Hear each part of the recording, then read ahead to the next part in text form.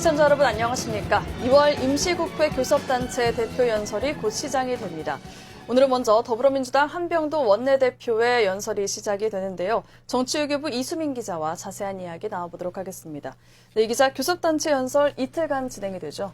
네, 그렇습니다. 원내 제1당인 더불어민주당 한병도 원내대표가 오늘 먼저 연설을 하고요. 내일은 원내 2당인 국민의힘 교섭단체 대표 연설을 듣게 됩니다. 국민의힘에선 장동혁 대표가 연설에 나설 예정입니다. 네, 오늘 한병도 민주당 원내대표의 연설 어떤 내용이 나올 걸로 보십니까?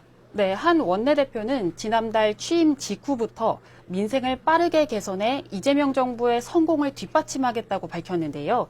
오늘 연설에서도 속도감 있는 민생 입법을 강조하는 메시지를 낼 걸로 보입니다. 또 최근 김건희 여사와 한덕수 전 총리 1심 선고가 있었죠. 네. 오는 19일에는 윤석열 전 대통령 내란 우두머리 사건 1심 선고가 예정돼 있는데 여러 의혹들을 2차 종합특검을 통해 완전히 규명해야 한다는 점도 강조할 걸로 보입니다. 네, 하나씩 조금 더 자세하게 짚어볼까요? 민생 입법과 관련해서 어떤 내용이 나올 걸로 보이십니까? 네, 앞서 이재명 대통령이 국회가 너무 느리다고 국회 입법 속도를 꼬집었습니다. 오늘 한 원내대표는 각종 민생 법안, 또 대미투자특별법 등 핵심 현안 관련 법안들을 신속히 처리하겠다는 뜻을 밝힐 걸로 예상됩니다. 네. 또 소상공인과 자영업자를 지원하는 법안이나 청년 실업 해결을 위한 법안 등의 처리 로드맵도 밝힐 수 있습니다. 네, 민주당이 또 하나 처리를 강조하는 게 이른바 사법개혁 그리고 검찰개혁 관련 법안들인데요. 네, 오늘도 역시나 검찰, 사법개혁도 재차 강조할 걸로 예상됩니다. 최근 김건희 여사 1심에서 징역 1년 8개월이 선고된 걸 두고 민주당은 형량이 너무 가볍다면서 불만을 나타냈었거든요. 예. 법 왜곡죄, 대법관 증언, 재판 소원 같은 이른바 사법개혁 법안 처리 필요성을 밝힐 걸로 보입니다. 또 공소청과 중대범죄수사청 설치 등 이른바 검찰개혁, 또 수사와 기소의 완전한 분리도 언급할 수 있습니다. 네, 최근 민주당이 지역통합특별법을 여러 건 당론 발의했는데 이달 내 처리를 주장하고 있죠. 네, 그래서 오늘도 역시나 국가 균형 발전 전략에 대한 언급도도 나올 걸로 보입니다.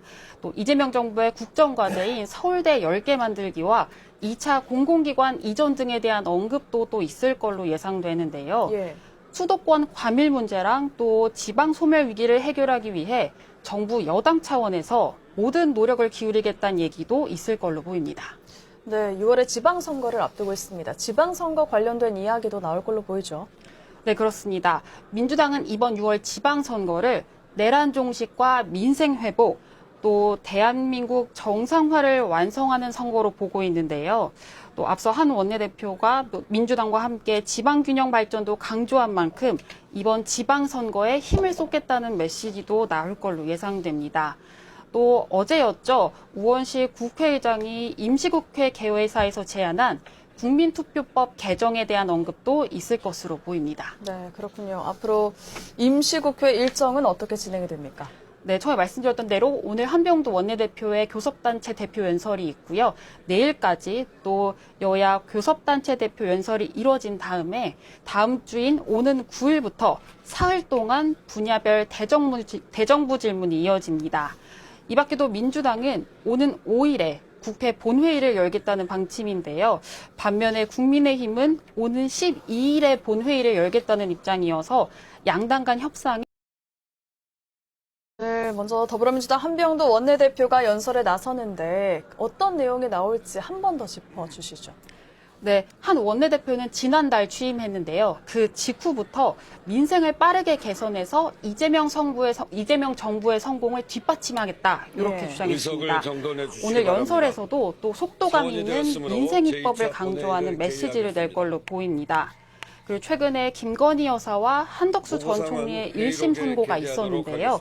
오는 19일에는 또 윤석열 전 대통령 내란 우두머리 사건 1심 선고가 예정돼 있는 만큼 여러 의혹들을 2차 종합특검을 통해 완전히 규명해야 한다는 점도 강조할 걸로 보입니다. 네, 아까 민생 입법 관련해서 내용이 언급이 될 걸로 예상을 했는데 한 번만 더 짚어주시죠.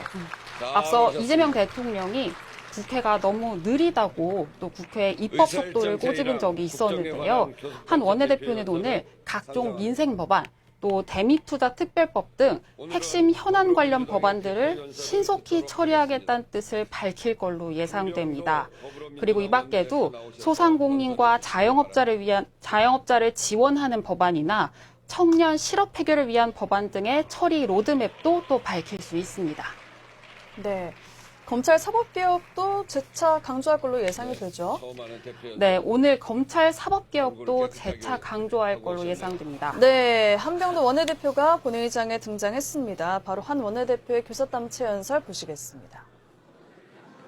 예, 많이들 놀라셨군요. 예, 맞습니다. 예, 존경하는 국민 여러분, 우원식 국회의장님과 선배 동료 의원 여러분, 김민석 국무총리님을 비롯한 국무위원 여러분, 더불어민주당 원내대표 한병도입니다. 이해찬 전 국무총리님께서 우리 곁을 떠났습니다. 총리님은 대한민국 민주주의와 의회 정치의 살아있는 역사이자 증인이셨습니다.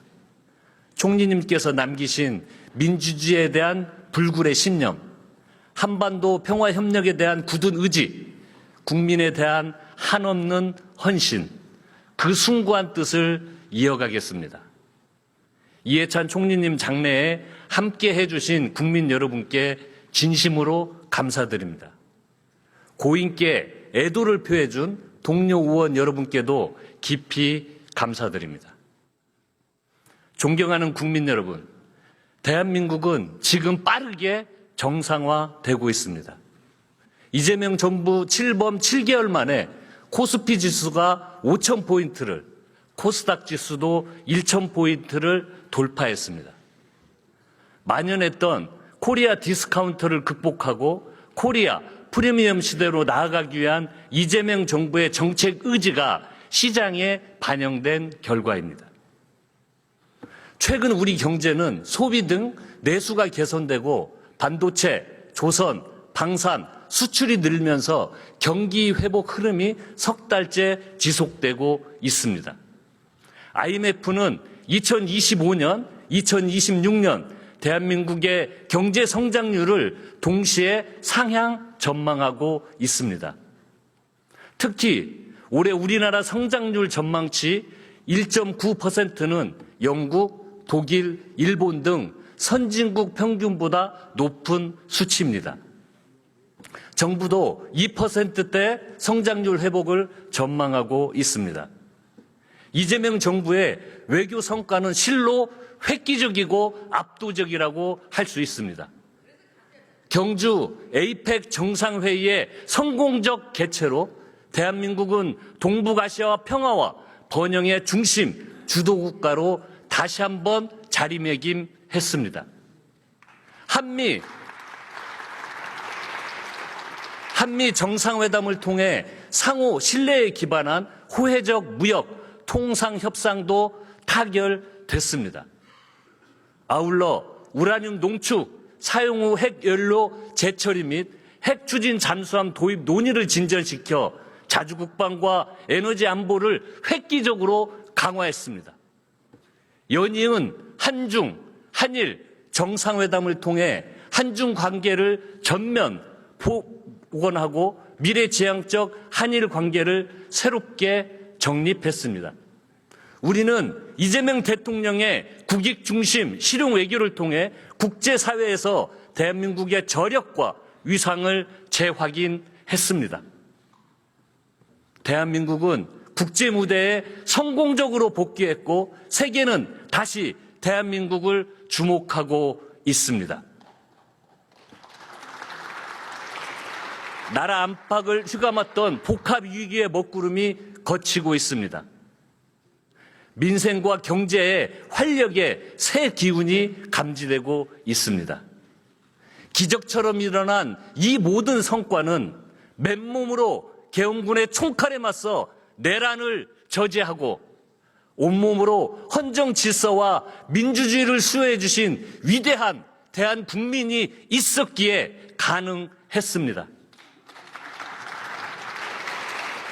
존경하고 사랑하는 국민 여러분께 다시 한번 경의를 표합니다. 국민 여러분, 고맙습니다. 법원은 최근 윤석열의 12.3 비상계엄이 위헌, 위법을 넘어 군경을 동원한 폭동, 즉 명백한 내란이라고 판결했습니다. 구차한 변명으로 내란 가담을 발뺌하며 뻔뻔하게 대선까지 노렸던 한덕수는 징역 23년을 선고받고 법정 구속됐습니다. 이제 단죄의 시간입니다. 오늘 19일 내란 우두머리 윤석열, 내란 중요 임무 종사자 김용현, 노상원, 조지호에 대한 1심 선고가 예정돼 있습니다. 헌정 질서와 민주주의를 총칼로 유린한 내란 일당은 이제 법정 최고형을 피할 수 없습니다. 하지만 12.3 내란의 전모는 아직 완전히 규명되지 않았습니다. 3대 특검이 미처 밝혀내지 못한 노상원 수첩과 북한의 공격을 유도한 외환 혐의, 대통령 관저 이전 특혜, 양평 고속도로 노선 변경 의혹 등 윤석열, 김건희 국정농단의 실체를 단 한 점의 의혹 없이 확실하게 밝혀야 합니다. 순직 해병 사건의 구명로비 의혹도 여전히 장막에 가려 있습니다. 한편 법원이 김건희에게 징역 1년 8개월을 선고했습니다. 주가 조작과 명태균 무상 여론조사 등 거대 범죄에는 무죄 판결을 내렸습니다. 국민 여러분, 이 판결이 납득이 되십니까? 김건희 특검의 구형량은 징역 15년에 벌금 20억 원, 추징금 9억 원이었습니다. 재판부는 김건희가 윤석열, 김건희 공동정권의 운영자이자 국정을 농단한 실세, 부의 제로였다는 사실을 철저히 외면했습니다. 2차 종합특검을 신속하게 출범시켜서 김건희를 둘러싼 각종 의혹과 실체를 더욱 철저하게 수사하고 확실하게 처벌해야 합니다. 고구마 줄기처럼 엮여나오는 정교 유착 의혹 또한 이참에 모두 털어내야 합니다. 대한민국 헌법은 정교 분리를 명시하고 있습니다. 통일교와 신천지가 조직적인 당원 가입을 통해 정당 경선에 개입한 것은 헌법의 근간을 뒤흔드는 일입니다. 통일교, 신천지를 함께 특검해서 정치와 종교의 유착을 완전히 단절해 냅시다.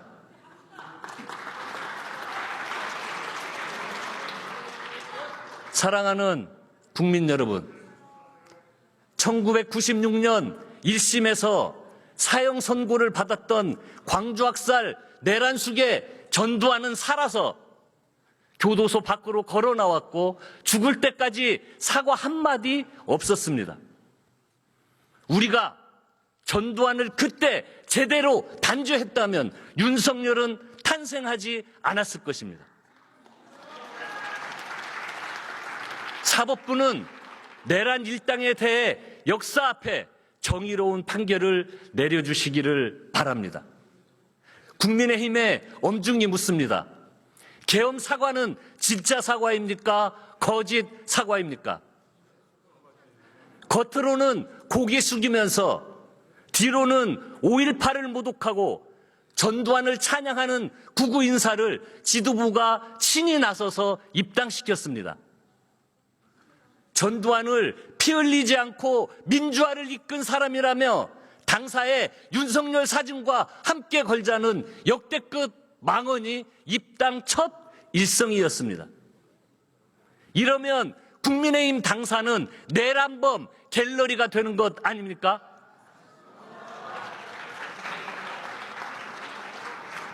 (5월) 광주의 통안이 시퍼렇게 살아있습니다.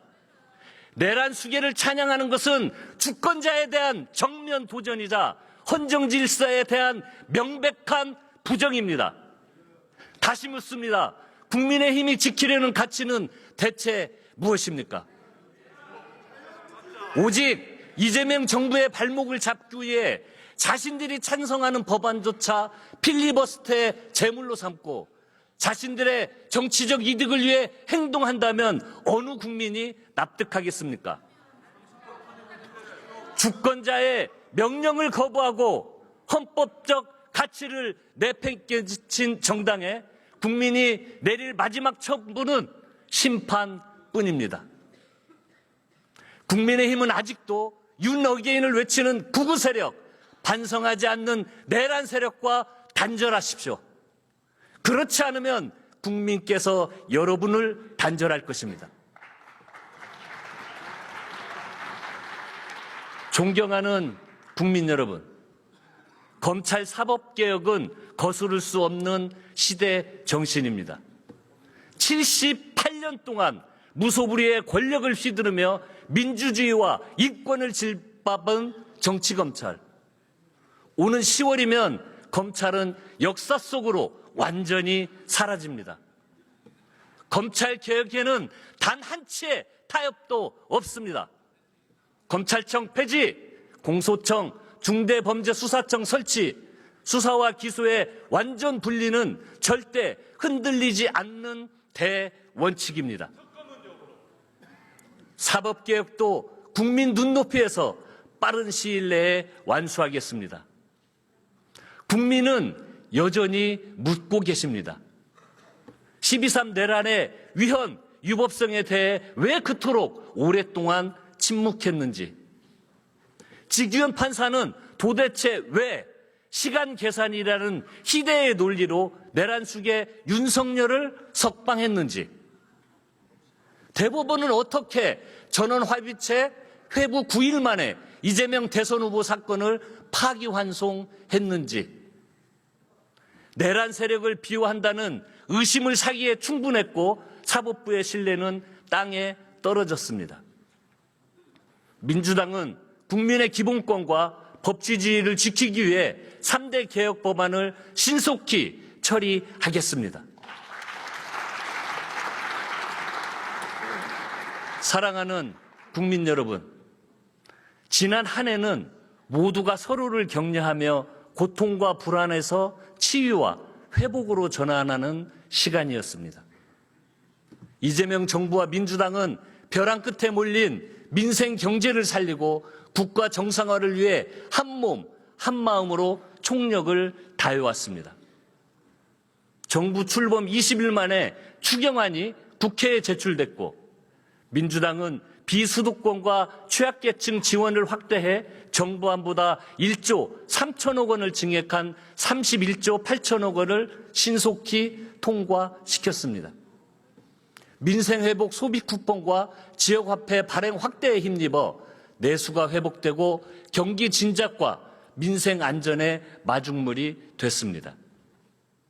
전통시장에서 만나는 상인들마다 이제야 조금 숨통이 트인다라고 입을 모으셨습니다. 이재명 정부는 부동산에 과도하게 쏠린 자금을 주식시장 등 생산적 금융 부분으로 유도하는 정책을 일관되게 추진해오고 있습니다. 민주당은 두 차례의 상법 개정과 배당소득 분리과세, 대주주 양도소득세 기준의 합리적인 조정으로 코리아 디스카운트 극복의 기틀을 마련했습니다. 앞으로 자사주 소각 의무화를 골자로 한 3차 상법 개정, 한국형 디스커버리 제도 도입, 스튜어드십 코드 확대, 주가 누르기 방지법 등을 추진해 자본시장 개혁에 더욱 박차를 가하겠습니다. 이재명 정부와 민주당을 믿고 성원해 주신 국민 여러분 덕분에 민생 경제가 조금씩 제자리를 찾고 있습니다. 대한민국은 이제 정상화를 넘어 대도약의 출발선에 서 있습니다. 하지만 민생 안정과 양극화 극복의 과제도 여전히 남아 있습니다. 사상 처음으로 수출 7천억 불 시대가 열렸지만 모든 국민이 그 결실을 누리고 있는 것은 아닙니다. 우리는 지금 한쪽은 성장하는데 다른 한쪽은 침체되어 있는 K자형 성장을 겪고 있습니다. 민주당은 지방, 중소기업, 소상공인, 저소득층 등 성장 전체를 겪고 있는 취약 부분에 더욱 깊은 관심을 기울이겠습니다.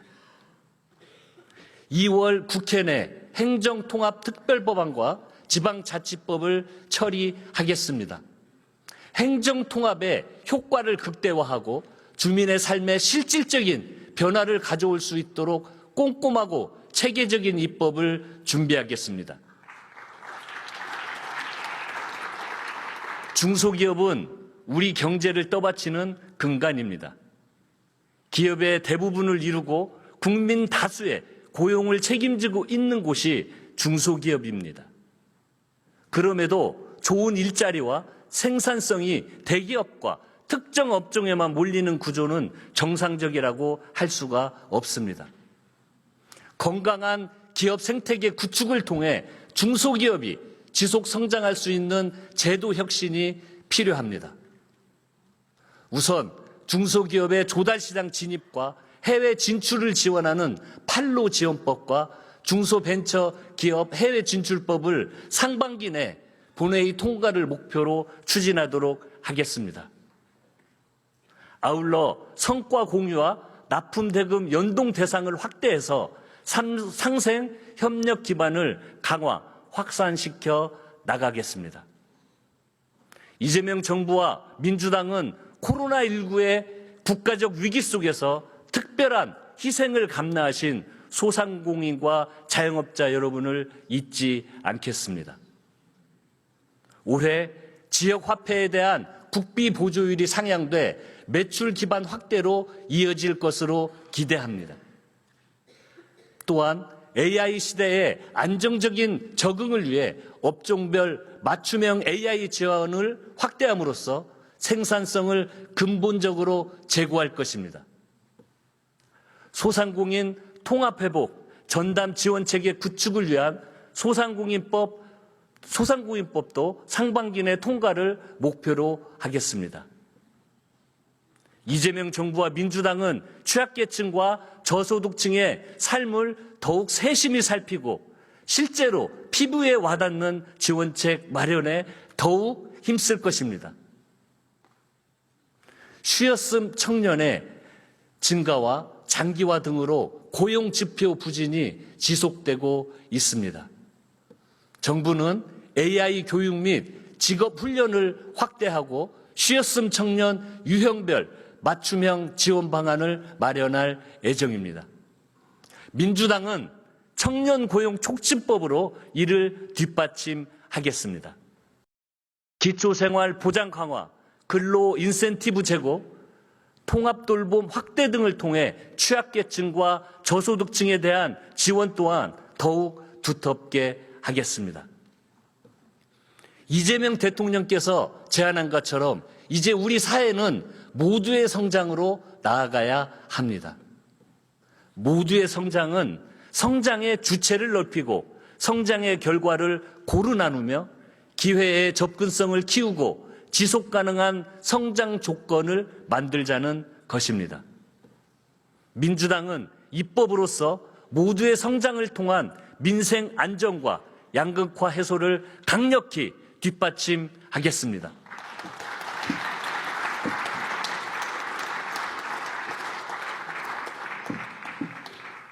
존경하는 국민 여러분, 그리고 선배 동료 의원님 여러분, 지금 우리가 처한 대내외적 여건이 결코 녹록지 않습니다.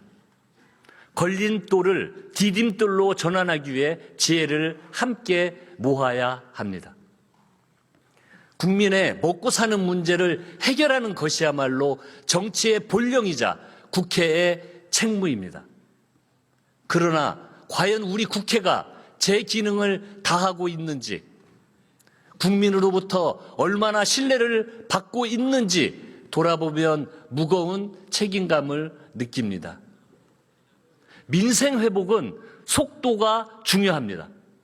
국회는 입법부로서 민생 입법 처리에 골든타임을 놓쳐서는 안 됩니다.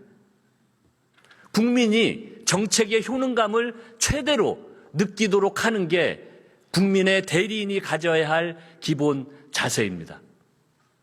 그러나 국회 22대 법안 처리 속도는 느려도 너무 느립니다.